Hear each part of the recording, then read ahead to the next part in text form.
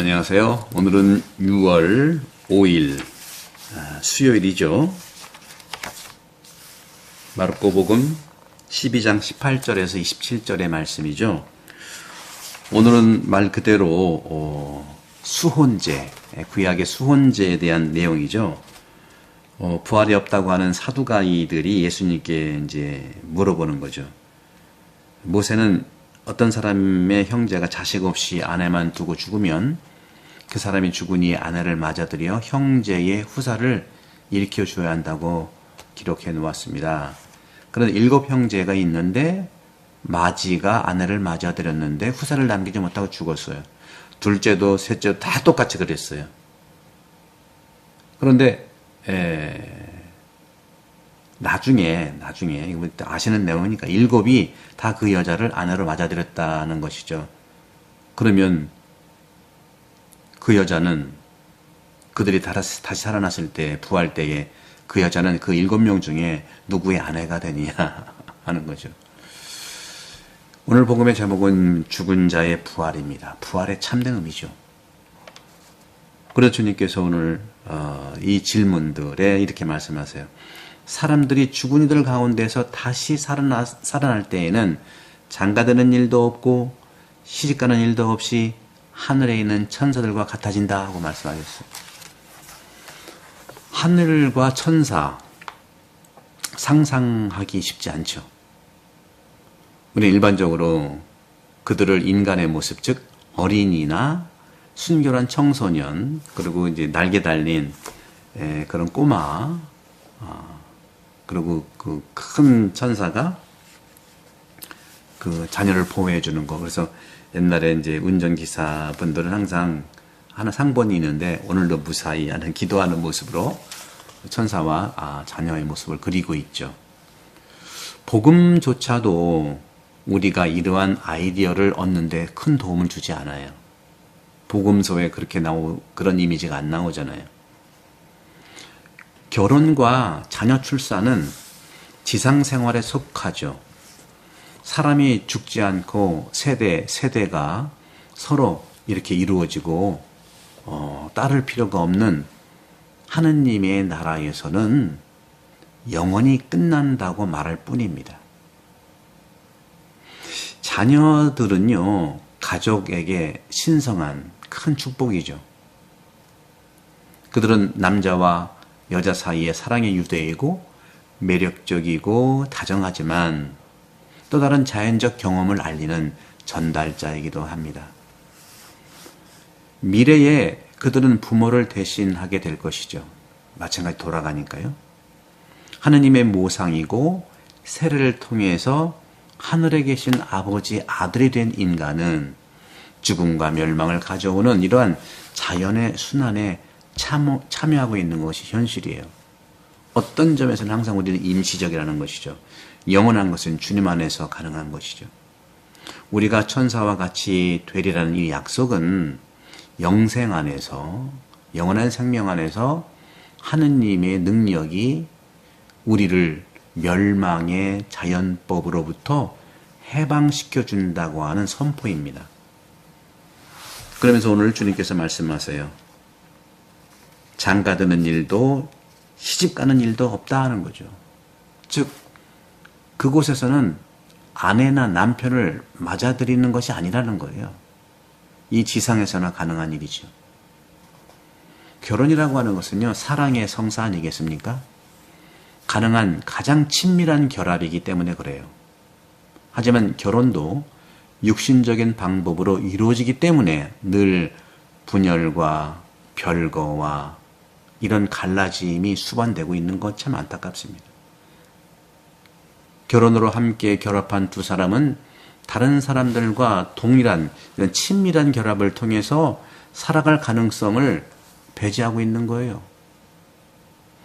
물질적인 측면에서요. 그죠? 물질의 그런 차원에서 그 법적인 차원에 따른다면 결혼은 어떤 측면에서 우리가 헤쳐나갈 수 없는 그런 모습일까? 다시 말하면 결혼은 두 가지 목적, 단일성과 불가해소성을 지니고 있어요. 물질적인 것만으로만은 결혼은 우리가 정말 빠져나갈 수 없는 어떤 측면에서는 배타적인 모습이 많지요. 헐리우드의 유명한 설교자 F. 켈리라는 분이 있었어요.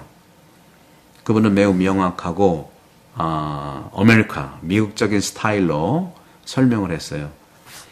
당신이 나에게 $1, $1를 주면 나도 당신에게 $1를 줄 거다 하는 거예요. 그러면 우리 중 누구도 이 선물로 부자가 될 수가 없어요. 하나씩 교환했으니까. 빠다제죠. 그대로. 눈에는 눈, 인에는 인처럼. 그런데 또 다른 가능성이 있다는 건 어떤 거냐 하는 거죠. 내가 당신에게 좋은 아이디어, 생각을 하나 주면, 그렇죠? 당신 또 나에게 그 좋은 생각을 또 하나 말할 수 있는데, 그렇게 되면 어떻게 됩니까? 그러면 우리 중에 누구도 두 가지의 생각을 가지고 있는다는 것이죠. 두 가지 생각을 갖는 당신도 두 가지, 나도 두 가지. 이것이 바로 영적인 접촉을 말하고 있는 거예요. 영적인 접촉을 통해서 누구도 가난해지지 않는다는 거죠. 오히려 뭔가 얻는다는 것이죠. 풍요롭다는 것이죠. 우리 그리스도인들의 결혼은 어떠해야 할까요? 육체적인 연합만, 영적인 연합도 필요합니다. 유격은 줄어들고 영성은 성장할 수밖에 없죠. 하죠. 결혼이 참으로 영적인 것이 될 때 배타성을 잃어버리고 신성한 사랑에 열리게 되게 돼 있고, 그럴 때 영원 속에서 그 충만함으로 살아갈 것입니다. 오늘 주님은 말씀하세요. 천사들과 같아진다. 천사 같은 삶을 얘기하고 있어요. 우리는 부활과 영생을 믿지만 그것을 아주 먼 미래인 최후의 심판 이후에 두고 있는 경향이 많아요. 하지만 복음은 영생을 말하고요. 바로 예수님께서도 하느님 나라가 너희들 가운데 있다고 말했잖아요. 이미 하느님 나라가 왔어요. 영생도 이미 시작했어요. 아직 완성되지 않아서 그렇죠. 계속 하느님 나라와 영생은 진행형에 있다는 것이죠. 바로 지금 현재가 요한복음 6장 54절에 말씀하시는 것처럼 내 살을 먹고 내 피를 마시는 사람은 영생을 얻었습니다. 매번 주일 미사, 평일 미사 오시는 분 영생을 계속 얻고 계시는 거예요. 그래서 영원한 생명, 영생은 여전히 완성되지 않았지만 숨겨져 있지만 이미 표징을 통해서 이미 나타났다는 거예요. 우리 가운데 있는 거예요. 여러분 가운데 있는 거죠. 성인들은 일상생활의 모든 상황에서 이미 독신과 동정을 선택하는 등 영원한 생명의 요구에 따라서 살았기 때문에 눈에 띄는 거 아니겠습니까? 동방교회의 이러한 전례와 또 법률에서도 종교생활을 천사의 삶이라고 부르고 있어요. 그런 점에서 우리는 이러한 결혼의 문제에 있어서도 이러한 유형의 삶을 미혼의 삶의 외로움과 슬픔을 암시하는 독신남이나 정말 혼자 사는 그 여성의 삶과 혼동해서는 안 돼요. 중요한 것은 이렇게 저는 강조하고 싶어요. 결혼을 자유롭게 포기한 사람들은요, 영원한 생명의 리듬에 따라서 지상생활을 살아가는 얼마나 큰 기쁨인지 이해할 것입니다. 사랑하는 자매 여러분, 우리 모두 결혼한 사람은 결혼하지 않은 사람처럼 살라고 하는 바오로 사도의 말씀은 다른 영적인 말씀을 하고 있는 거죠. 결혼이라고 하는 것은 육체적 연대뿐만 아니라 영적 연대, 사랑의 연대라는 사실을 주님이 말씀하시고 구독 선교 부탁드리고 또 영원한 축복이 될 수 있도록 강복드리겠습니다. 성부와 성자와 성령께서는 여러분 오늘은 강복합니다. 감사합니다.